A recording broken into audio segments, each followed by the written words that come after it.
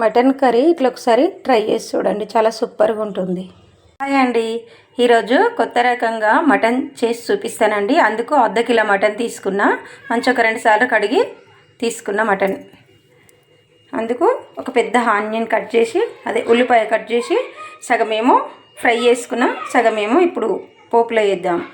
పుదీనా, కొంచెం మెంతి కూర, కొత్తిమీర, 2 ఉల్లిపాయలు కూడా మగ్గించుకున్నాం. అందులోకి 1 టేబుల్ స్పూన్ అన్ని ఎండు కొబ్బరి ముక్కలు, చిన్న చెక్క, 3 ఇలాచీలు, కాజు ఒక 4-5 ఉన్నాయండి కాజు. ఇవన్నీ కావాల్సినవి. ఇప్పుడు స్టవ్ మీద ఒక కుక్కర్ పెట్టి వేడైనాక నూనె వేసుకోవాలి.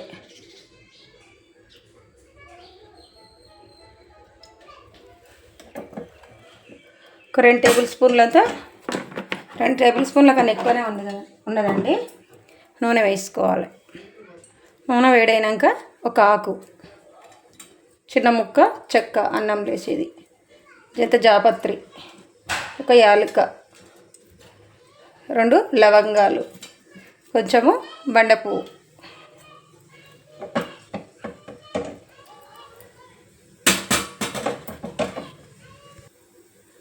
ఇప్పుడు మసాలాలు వేగినాక కట్ చేసుకున్న ఉల్లిపాయ,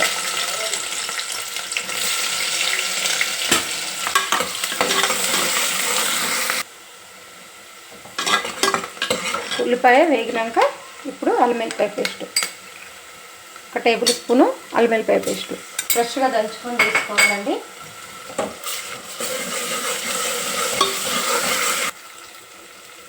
మెంతి కూర, ఇది కూడా నూనెలో మంచిగా వేయాలి.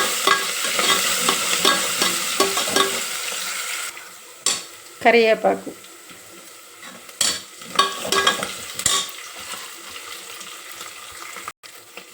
పుదీనా, కొత్తిమీర, కట్ చేసుకున్న 2 పచ్చిమిర్చి, స్పూన్ పసుపు,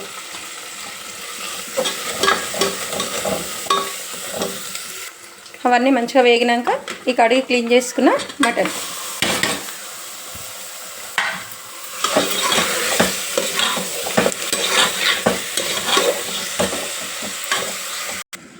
ఇప్పుడు ఈ ఉల్లిపాయ టమాటా మగ్గించుకున్నది మిక్సీ చేసుకుందాం. ఒక 3 నిమిషాలు వేగినాక నూనెలో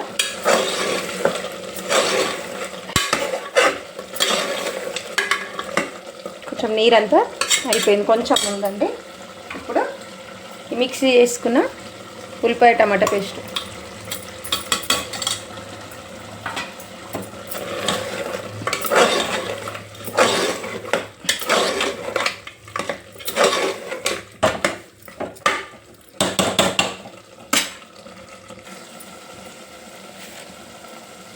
ఉప్పు, కూరకు మొత్తం సరిపడా ఉప్పు 2 స్పూన్లు వేసిందండి ఈ స్పూన్ తోటి. ఇప్పుడు కలిపి మూత వేసి మరో 2 నిమిషాలు మగ్గనిద్దాం. మరో 2 నిమిషాల తర్వాత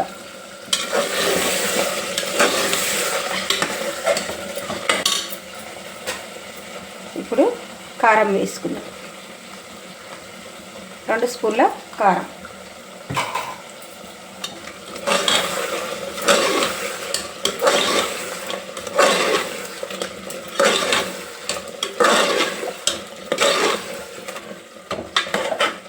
నీళ్ళు వేసుకుందాం. మిక్సీ జార్లో వేయండి ఈ నీళ్ళు. ఇప్పుడు కూరకు సరిపడా నీళ్ళు వేసుకుందాం.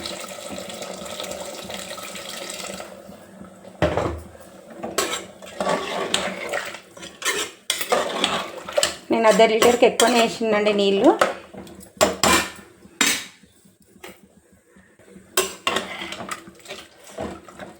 ఇంకొన్ని కూడా వేసుకున్నామండి. మాది మటన్ కొంచెం ముదురుగా ఉంటుందండి.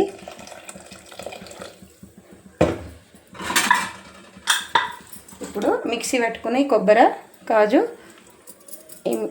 ఇది కూడా వేసుకొని ఒకసారి కలిపి ఒక 8 విజిల్లు పెట్టుకుందామండి.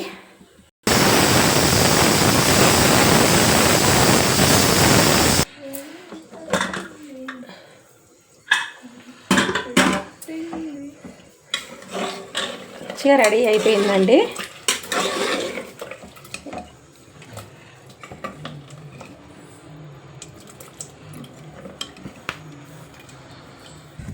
ఇప్పుడు కొత్తిమీర చల్లి స్టవ్ ఆఫ్ చేసుకుందాం. అంతే అండి, రెడీ అయిపోయింది. ఈ వీడియో కనుక నచ్చితే లైక్ చేయండి, షేర్ చేయండి, ఛానల్ని సబ్స్క్రైబ్ చేసుకోండి.